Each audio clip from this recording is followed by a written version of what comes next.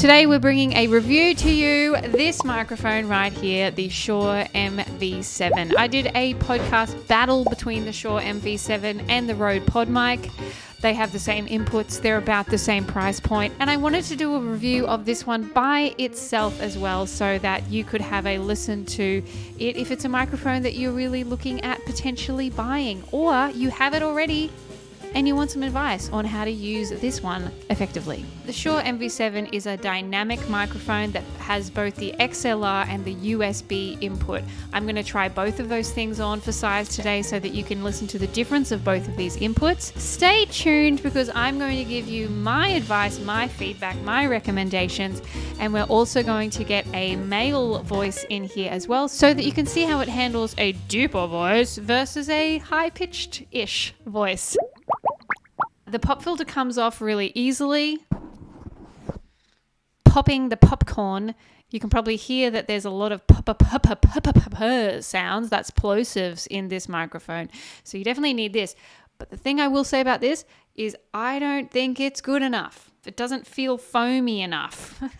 That's kind of a weird thing to say, but it just doesn't feel very sturdy, you know? So it comes on and off really easily, which is fine, but I just don't think it's that great. So let's jump into a few tests that I like to run with microphones. First thing we're going to test is how it handles plosives and how it handles S's, sibilance. Whether there's like a high frequency that's kind of annoying, and how it handles those poppy sounds as well.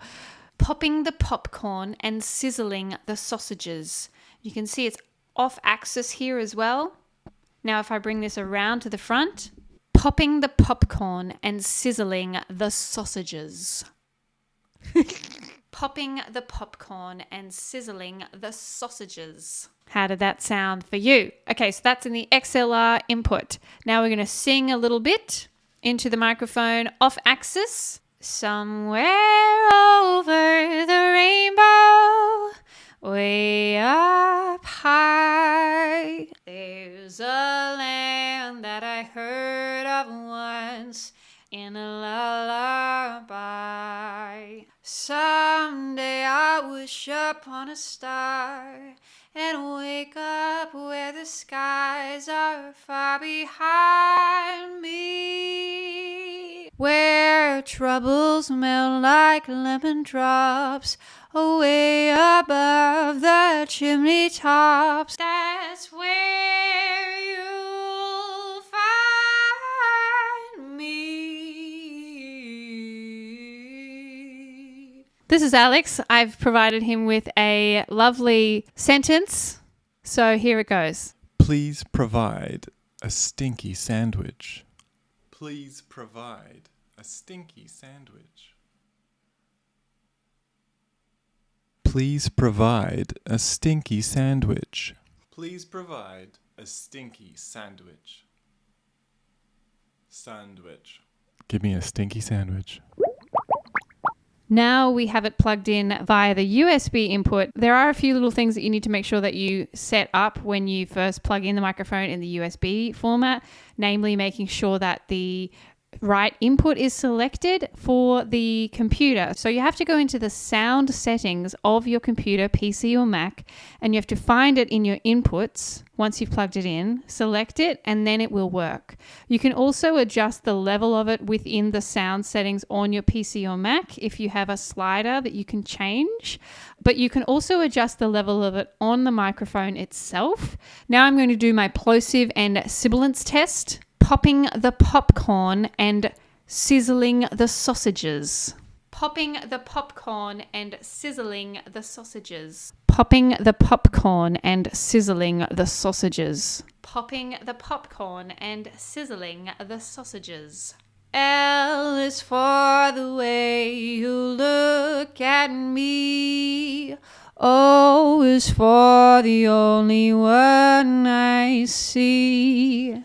V is very, very extraordinary. E is any more than anyone that you adore. Okay, so that's that. Now we're going to get the male voice back in. Please provide a stinky sandwich. Please provide a stinky sandwich. Please provide a stinky sandwich. Please provide a stinky sandwich. All right, so this is where I would have to have the microphone. It needs to be on an off axis about here. If I get much further away, it doesn't sound very good, does it? And this is a lot of the mistake that people make with microphones, is that they put them too far away from their faces. Now, if we do almost on top of it here with this one, this is creating the proximity effect, which is actually quite intense for this microphone. It's going to give me a lot of bassy bottom end, and some people really like that sound. A lot of that ASMR vibe is going to come from being really close to the microphone, but you have to make sure that the microphone can handle it. This microphone is not good in that setting. Can you hear that there is a lot of breath? It's like every time I have a T or a B or a P or an S, there's a lot of extra breathy interruption with the microphone. So I don't suggest using a microphone like this if you want that really close vibe, because it just sounds a little bit schmeh. I'm off axis so that the pop isn't a big deal. It's still a little bit of a deal, but it's not as bad as it is if I'm on like this and then I'm popping the popcorn. So it's a little bit less brutal on the side like this. Let's go through my overall recommendation for this microphone and how I feel about it. What do I like about this microphone? I like that it's compact. I like that it has XLR and USB input. I like that it has an app that means that you can adjust things yourself in there, which is fantastic. And it's not hard to set up. It's easy to get going. It's great for a DIY podcaster. I don't like that it sounds a little bit muddy. I have to get it in like the perfect spot for me to not sound a little bit too low end. I also don't like the placement of these LED lights and the way that you have to touch them to make it move. I just find that kind of silly that it's there. Okay, here we are back in XLR mode. Because of where this is, it's actually quite a big chunky ass thing, right? So I can bring it up. I have to adjust where this mic is sitting. That's okay, but there's still like a massive focus on this all up in my grill there, and I don't love the placement of that, especially because I have to be off axis.